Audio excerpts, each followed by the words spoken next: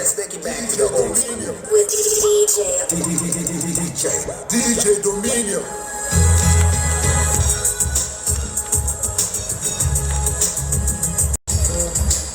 Let's take it back to the old school with DJ Dominio.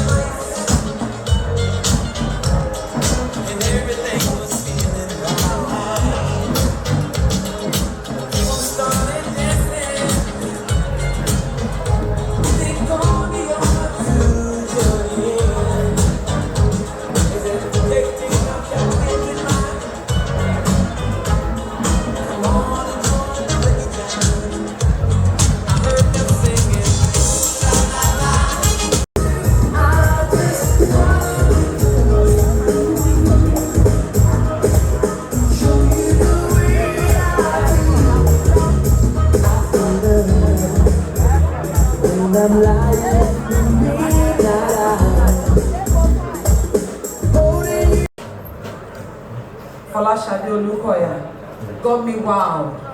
Like, everybody there spoke highly of her. So we are here today again. She's been laid to rest. And we are here again to continue the celebration. For family to come together and celebrate a life well spent. But before we go ahead, I promised us we're going to have a swell time.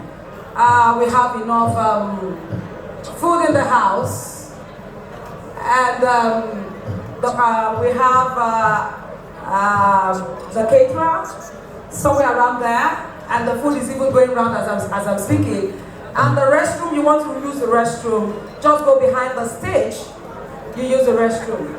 And working with me today, I have Faith Music International Band. I also have DJ Dominion in the house. All of us working together will sure make today a swell time for you. Thank you very much. But before we start anything, wọ́n ní ká tó bẹ̀rẹ̀ ohun ká ṣe kí ni o? Mi ò gbọ́ o. Wọ́n ní ká gbàdúrà. Àdúrà ní ọ̀pá Kristẹni ẹ ṣé. Even for the Muslims in the house, kí ni nǹkan tá máa ṣe láti bá Ọlọ́run sọ̀rọ̀? Àdúrà náà ni. So starting with us today, taking the opening prayer. I don't know if Mr. Leye Lawal, if he's in the house. Mr. Leye Lawal and Dr. Bayo Aino should please get ready for welcome address. Mr. Leye Lawal for opening prayer. Kato Shoko. Ẹ jẹ́ ká gbàdúrà. Thank you very much, sir. It's good to see you again. God bless you. Praise the Lord. Let's spare some few minutes to give honor to whom honor is due. Let us pray together. In Jesus' name. In the mighty name of Jesus. God Almighty, we thank you again for another opportunity of praise and worship that you have given unto us. A time of gathering like this, O God Almighty, has given us time to appreciate your love, to think of your mercies the more. King of glory, God Almighty, we have gone through, we have gone back, we have buried, now we are seated here to reflect upon your goodness in our lives. God Almighty, we thank you for all that you have done, for every single minute of the 72 years that you granted our beautiful sister to stay here on earth. God Almighty, we give you praise. As we sit here today, God eternal, I pray, eternal rock of ages, that you will lead us through all that we shall experience today to the glory of your name. We pray in Jesus' name. We pray for those who are still on the way, God Almighty. Make their steps to come here safely and quickly, that this fellowship might be bigger to the glory of your name. We pray in the name of Jesus. And going forward, eternal Father, we will have cause, O King of glory, to continue to remember today in the remembrance of our sister, for the goodness you have done for her and for the good faith, God Almighty, that you have encouraged us to live with. God Almighty, to you be the glory, O Lord, in the name of Jesus. We thank you, Father. We cover every strand of this place with the blood of Jesus. And we pray that power and the blood shall avail for us tonight in the name of Jesus. We will sit to your glory. In Jesus' matchless name, we have prayed. Thank you, sir. And the people of God shout aloud. Monday night, all they were saying about her, a giver, sponsor this, sponsor that. Some people will have money, but they will not be able to sponsor people. They will not be able to help. But that wasn't the case of late Florence Folashade Olukoya. She was a field individual.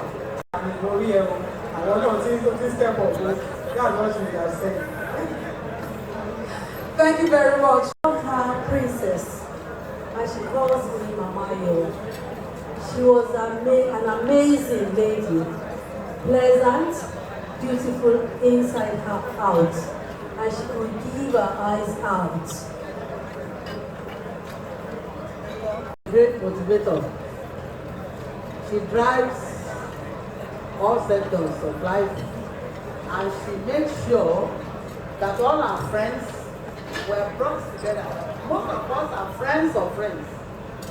She's a learning point through which we all relate with each other. And she will tell you, this is what we should do, and of course you have to obey her. She was a king in the making. Yeah, she was a king. That her life, her birth portrayed. We all love her. We love her. God love her more, and that's why she's called home now. We all will miss her terribly. I don't know how I will cope. God will enable us to cope. And we grant many more years to all the friends so that we can all be happy together until we meet. I'm sure. I know there is another fellowshipping. I know there is another fellowshipping. Do you know there is another fellowshipping? I know there is another fellowship in heaven. And the same thing is being said today, that she was a giver. And the friends, Emma Binu Ejo, and mommy àti daddy mi.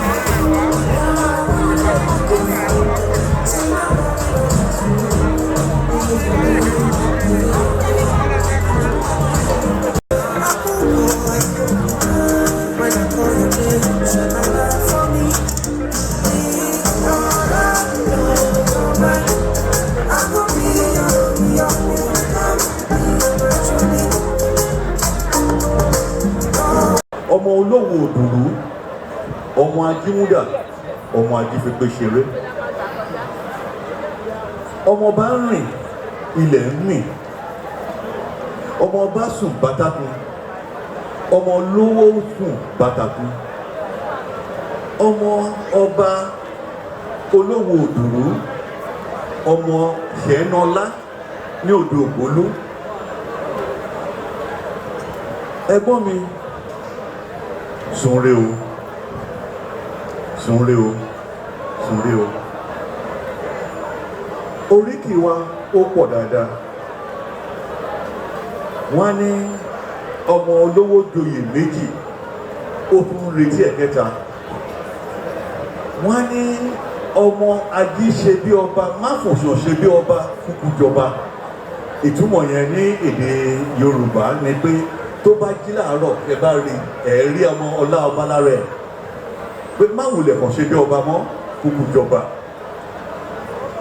Wọ́n ní ọmọ olówó fi bá lámú ọtí, ọmọ òtòṣì fèpo ìpamọ́ tiẹ̀, ọmọ ọkùnrin kábẹ́ ní wẹ́gba. Sunre o, Fọláṣadé Olúkọ̀yà. Ọmọ olówó joyè méjì, olókè ẹ̀túnpé. Sunre o. Mo ti ṣe àlàyé díẹ̀ nípa lineage Ọ̀túnba. Oríkì wa pọ̀ tí n bá ní kí n máa kà ní ìṣòro. 1, omi abọ́lójú mi. 2, I will become emotional. Ṣùgbọ́n mo fi orí ọ̀fẹ́ yìí kí gbogbo wa ẹni tí ò mọ púpọ̀ nípa Fọláṣadé Wúràọlá Olúkọ̀yà díẹ̀ lẹ́gbọ́n yẹn o, ẹ̀gbọ́n wa.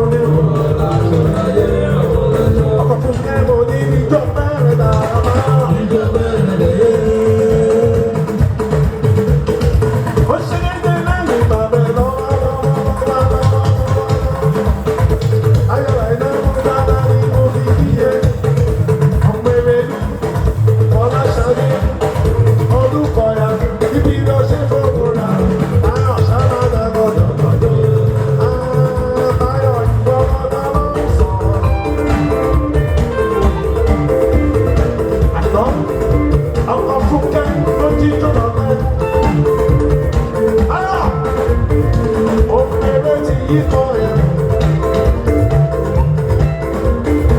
Omi Olúwa ti yí kan ẹ̀. Àánú Olúwa ti yí kan ẹ̀. Ayọ̀ Olúwa wọ́n mi.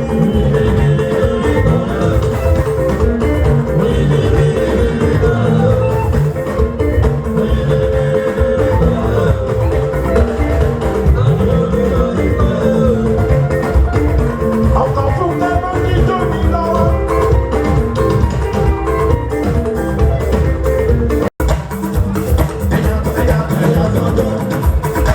Àmì tí mo fẹ́ lọ́dà. Ìjọba yẹn ni àwọn fún kẹ́mọ́ kí èyí ń bẹ̀ ṣe lọ́dà lọ́dọ̀.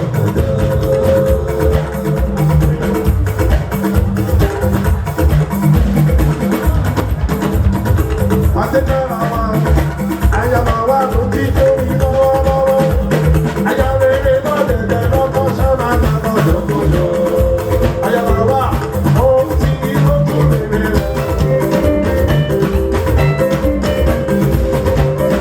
Ó ní ẹni jẹ́ lóko rẹ̀. Àyàmà wa lójú rere.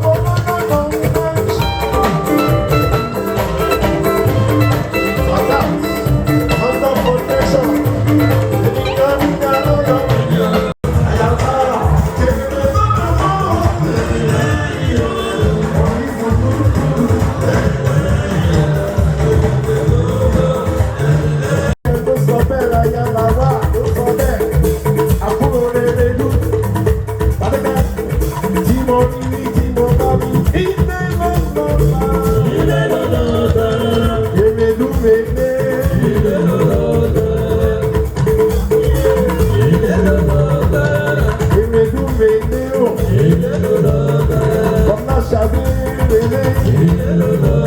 Olùkọ́yà ló rèé nínú mú. Ọ̀nì ìfàdé kẹ́kọ̀ọ́ ní àbójú kí mẹ́dún mẹ́dún ní kí màgọ́ mẹ́kì màdún. Ọ̀nà tẹ̀lé òṣèré ìjọ.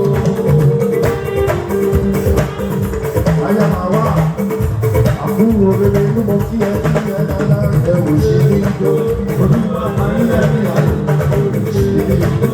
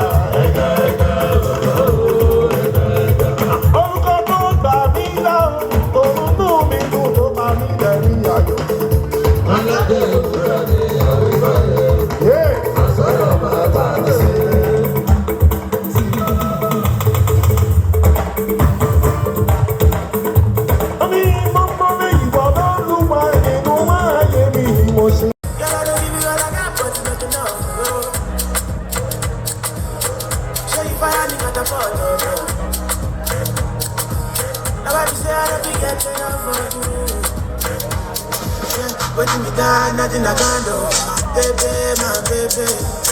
Anytime when you need to come, my baby.